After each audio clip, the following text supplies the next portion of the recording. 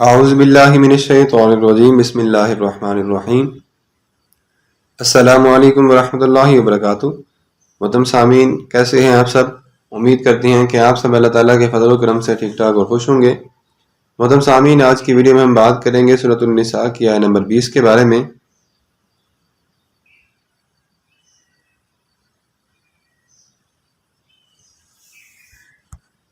آیت نمبر 21 کے بارے میں 20 ہم نے کر لی تھی، آج کی ہماری آیت مبارکہ نمبر 21 ہے۔ ہم کلاس کا آغاز کرتے ہیں۔ بسم اللہ الرحمن الرحیم۔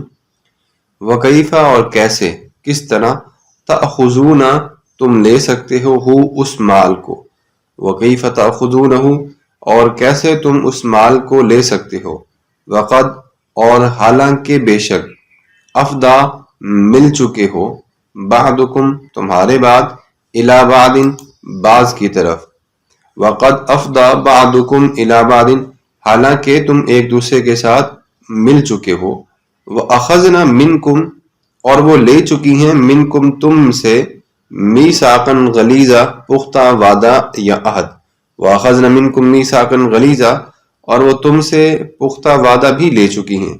اللہ نے فرمایا کیسے تم مال کو واپس لے سکتے ہو کہ جبکہ تم ایک دوسرے سے صحبت کر چکے ہو اور وہ تم سے پختہ وعدہ بھی لے چکی ہیں۔ محترم سامعین، اس آیت میں اللہ تبارک و تعالیٰ نے وقد افدا کا لفظ استعمال کیا ہے۔ اس سے بے شمار ہمارے علماء کرام اور مفسرین کرام یہ مراد لیتے ہیں کہ اس سے مراد ملنا ہے یا اس سے مراد صحبت کرنا ہے۔ اگر کہا جاتا ہے کہ شوہر نے اگر صحبت نہ کی ہو تو پھر طلاق کے وقت عورت کو نصف مہر لینے کی اجازت ہے، وہ مستحق بھی اتنی ہی ہے، خواہ ان کے درمیان خلوت صحیح ہوئی ہو یا نہ۔ اسی طرح بے شمار اور بھی ہمارے معتبر فقہاء کرام اس بارے میں کہتے ہیں کہ افضا کی دوسری تفسیر یہ ہے کہ اس سے مراد شوہر اور بیوی کے درمیان خلوت صحیحہ کے معنی میں استعمال کی جاتی الفاظ ہے، اور یہی امام ابو حنیفہ کا موقف ہے۔ اب دیکھیں، اللہ نے فرمایا کہ جب تم ایک دوسرے سے مل چکے ہو پھر تم کیسے حق مہر کو یا کیسے تم مال کو واپس لے سکتے ہو؟ تم مال کو واپس نہیں لے سکتے اگر تم مل چکے ہو۔ ہاں، اگر ملنے سے پہلے کی بات ہے کہ طلاق ہو گئی ہے یا ملنا نہیں تو پھر حق مہر جو ہے وہ واپس لینے کی اجازت ہے۔ اسی طرح یہ بھی فرمایا کہ وہ جو عورتیں ہیں وہ تم سے میثاق لے چکی ہیں، پختہ وعدہ لے چکی ہیں۔ اس سے مراد یہ ہے کہ جو نکاح کروانے والے کہتے ہیں کہ ہم نے اس عورت کا تمہارے ساتھ نکاح کیا اور اس کی جو وہ ہے عہد و پیمان وہ یہ ہے کہ تم اس عورت کو دستور کے مطابق رکھو گے یا حسن سلوک کے ساتھ چھوڑو گے۔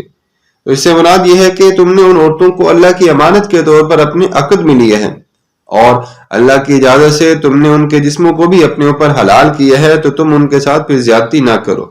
مطلب سامعین، آپ اندازہ کریں کہ اللہ تبارک و تعالیٰ نے کتنی یہاں پہ احکامات بیان فرمائے ہیں جو کہ عورتوں سے متعلق ہیں، اور ان کے مکمل احکامات کے حوالے کے ساتھ ساتھ یہ بھی بات بتائی گئی ہے کہ اللہ تبارک و تعالیٰ ان عورتوں کے ساتھ کسی بھی قسم کی ناانصافی نہیں چاہتے۔ ہم امید کرتے ہیں کہ آپ کو اس آیت مبارکہ اور اس کی مختصر تشریح بھی سمجھ آ گئی ہوگی۔ آخر میں ہم اللہ تبارک و تعالیٰ کی بارگاہ میں دعا گو ہیں کہ اے اللہ، اس آیت مبارکہ کے ثواب کو میں بالخصوص نبی اکرم صلی اللہ علیہ وآلہ وسلم کے تمام خاندان کے وسیلہ جلیلہ سے اپنی مرحوم والدہ کی دعائے مغفرت اور دعائے احسان ثواب کے لیے تیری بلند بارگاہ میں پیش کرتا ہوں۔ اے رب ذوالجلال والاکرام، اس کلام مجید کی وجہ سے میری والدہ کی مغفرت فرما، انہیں جنت الفردوس میں یا اللہ اعلی مقام عطا فرما، آمین۔